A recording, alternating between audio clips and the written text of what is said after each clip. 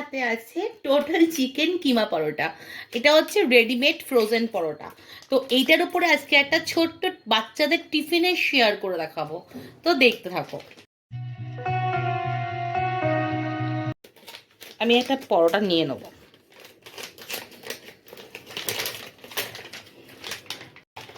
একটা ফ্রোজেন পরোটা, এটাকে রেডি করে কিন্তু হাফ রেডি থাকে।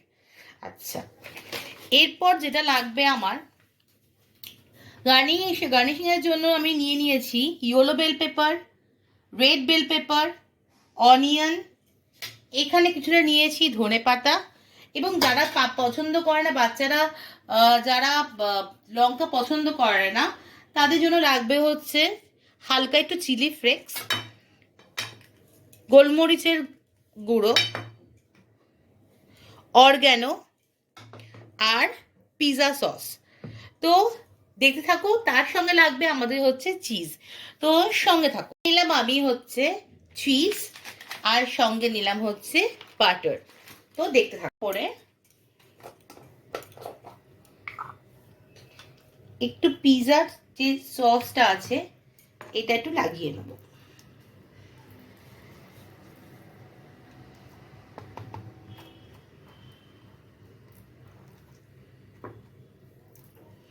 এটা খুব স্পাইসি, চটপট, মজাদার রেসিপি। সমস্ত বাচ্চারা বাইরের খাবার প্রচন্ড লেভেলে পছন্দ করে, আমারটা তো বেশি। আমার সৌহার্দ্য বাইরের খাবার পছন্দ করে, কিন্তু আমি যতটা পারি বাইরের খাবার কম দিয়ে চেষ্টা করি। এবার আমি দেব চিজ। তো আমার কাছে 3টে আছে, ফ্রিজে আমার আরও 2 প্যাকেট চিজ রাখা আছে। বেসিক্যালি সৌহার্দ্যের জন্য আমি চিজগুলো এনে রাখি, কারণ ও ভীষণ চিজ ম্যাগিতে, তারপরে পিৎজাতে, তারপরে যদি বলো পাস্তাতে খুব ভালোবাসে। তো এইভাবে চিজগুলো আমি কেটে কেটে এইভাবে দিয়ে দেবো। এটা কিন্তু চিকেন কিমা পরোটা, ভেতরে কিন্তু চিকেন আছে, তার জন্য আমি আর পরোটাটা চিকেন দিলাম না। আমার কাছে সসেস আছে, বাট আমি দিলাম না। আমি এটাকে কি করব, চিজ দেবো এর উপর দিয়ে। আমি 3টে চিজে দিয়ে দিচ্ছি, কারণ অনেকে চিজ বেশি পছন্দ। বিশেষ করে সৌহার্দ্য কি করে, পিৎজা খেতে গেলে তো ও চিজ বাস্ট পছন্দ করে। তো আমি তাই জন্য একটু বেশি করে চিজটা দিয়ে দিলাম। অলরেডি আমার চিজ দেওয়া কমপ্লিট। আচ্ছা, এর উপর দিয়ে আমি সামান্য দেব গোলমরিচের গুঁড়ো, যেহেতু লঙ্কা দিচ্ছি না।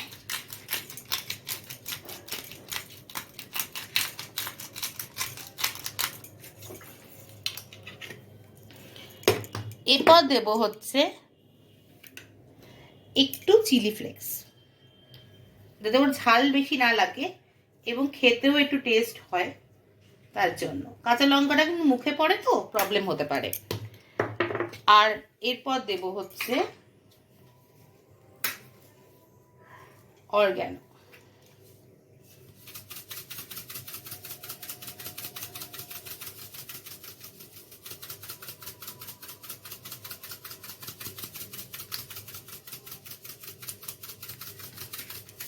ওকে, দেন এবার দেব হচ্ছে কেটে রাখা এগুলি, অল্প অল্প করে দেব।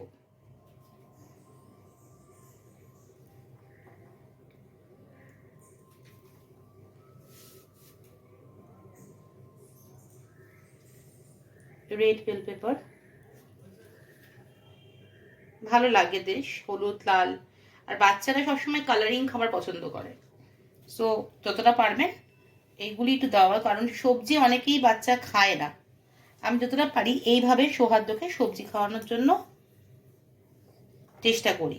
আর তার সঙ্গে দেবো অনিয়ন।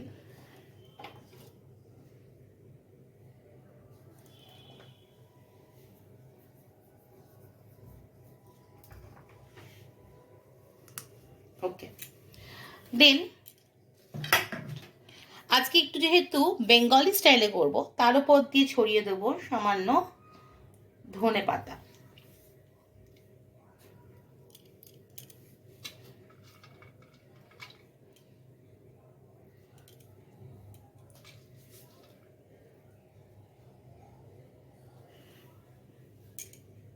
অলরেডি আমার এটা রেডি। এবার গ্যাসটা ধরিয়ে নিয়েছি, প্যানটা একটু হিট হতে দেবো। গ্যাসের ফ্লেমটা কিন্তু হাই আছে, তো প্যানটা আগে একটু হিট হয়ে নিক।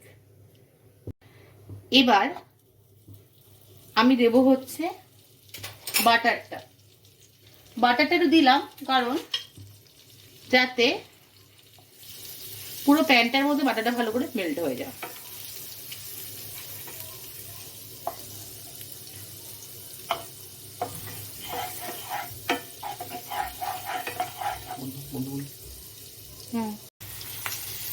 দেখো যেভাবে পিৎজা করেছিলাম ঠিক সেই পদ্ধতিতে কিন্তু আমি এখন লো ফ্লেম করে এইটা বসিয়ে দিলাম। এবার আমি এটা ঢেকে দেবো ততক্ষণ না আমার এটা হচ্ছে।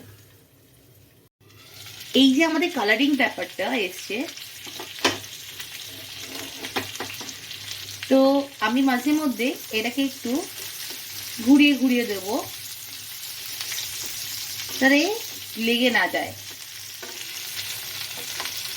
আবার একটু ঢাকা দিয়ে দেবো। দেখতে কত কালারফুল লাগছে, খেতে কিন্তু দারুণ হবে, তো দেখতে থাকো। A few moments later. আমার chicken keema paratha with cheese burst তো আমার রেডি হয়ে গেছে। খেতে কেমন হবে সেটা সৌহার্দ্য বলবে, তার সঙ্গে একটু আমি সস দিয়ে দিয়েছি, তো এটা সৌহার্দ্য এখন টেস্ট করবে।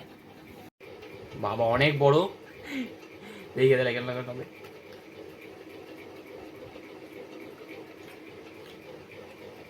বাবা খাবো কি করে, গরম।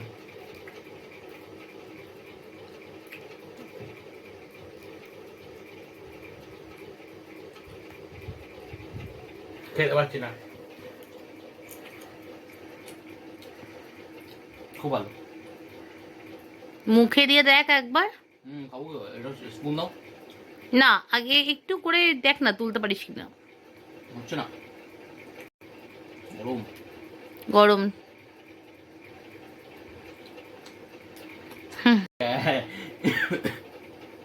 একটা পিস তুলতে পেরেছি ফাইনালি, তো এটা ট্রাই করি একবার।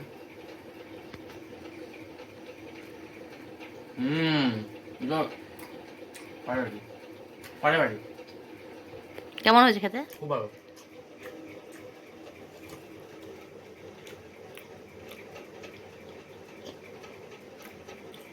আর কেমন হয়েছে? এটা ক্রাঞ্চি হয়েছে? ক্রাঞ্চি হয়েছে, জুসি হয়েছে। ওয়াও। তো গাইস, তো যদি ভালো লাগে ব্লগটা, ফুড ব্লগটা, ডু লাইক, মা বলে দাও বারবার দিটা, ডু লাইক, কমেন্ট, শেয়ার করে দিও, আর চোখ রাখো সৌহার্দ্য ব্লগে, আর সাবস্ক্রাইব ডেফিনেটলি। আর ভালো লাগলে একটা সাবস্ক্রাইব করে দিও। আর যদি সত্যি আমার এই যে এই চটজলদি ছটপট বাচ্চাদের খাওয়ার মতো, বাচ্চা বয়স্ক সবাই খেতে পারে এই চটজলদি মজার রেসিপিটা যদি পছন্দ হয় তো ডেফিনেটলি কমেন্ট করে জানিও। আর সৌহার্দ্যের মতো যারা বাড়িতে বসে বাইরের খাবার বেশি খেতে চাও, তারা ডেফিনেটলি বাইরের খাবার কম খেয়ে বাড়ির তৈরি মায়ের হাতে রান্না করা এরকম কিছু স্পাইসি জুসি খাবার খেয়ে নাও। তো সৌহার্দ্য খুশ, তো সৌহার্দ্যের মাম্মি বি খুশ।